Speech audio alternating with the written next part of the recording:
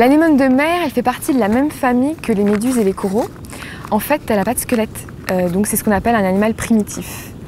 On l'appelle aussi ortie de mer parce que quand on la touche, elle provoque des brûlures. Donc en fait, ce sont ces tentacules qui sont très urticantes et elle s'en sert pour capturer ses proies. Parmi ses proies, on peut compter le plancton, les crevettes, mais aussi des tout petits poissons.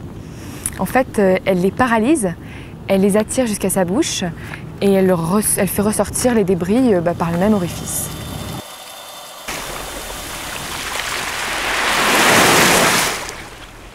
Le poisson clown, c'est un petit poisson de la famille de demoiselles qui trouve refuge au sein des anémones.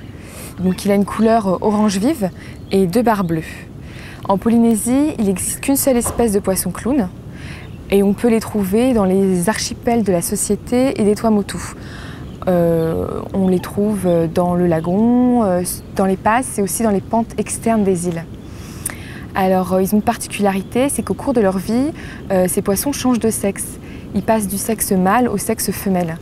Donc ça permet d'entretenir leur potentiel reproductif.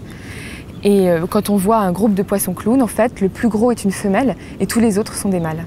Tous ces poissons qui vivent dans les anémones, en fait, ils se recouvrent d'un mucus protecteur en se frottant contre les tentacules.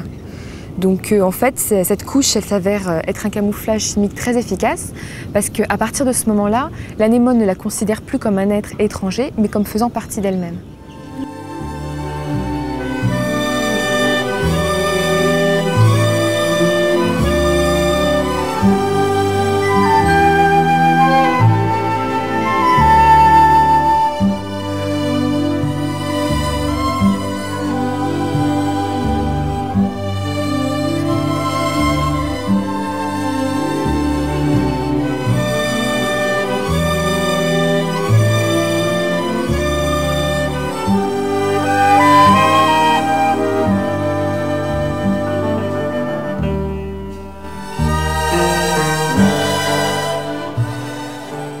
Le poisson clown et l'anémone forment une très belle association dans le monde animal parce que d'un côté, le poisson clown va être protégé par les tentacules urticantes de l'anémone et d'un autre côté, le poisson, lui, va débarrasser l'anémone de mer de tous ces petits débris et les petits parasites qui peuvent l'inconforter.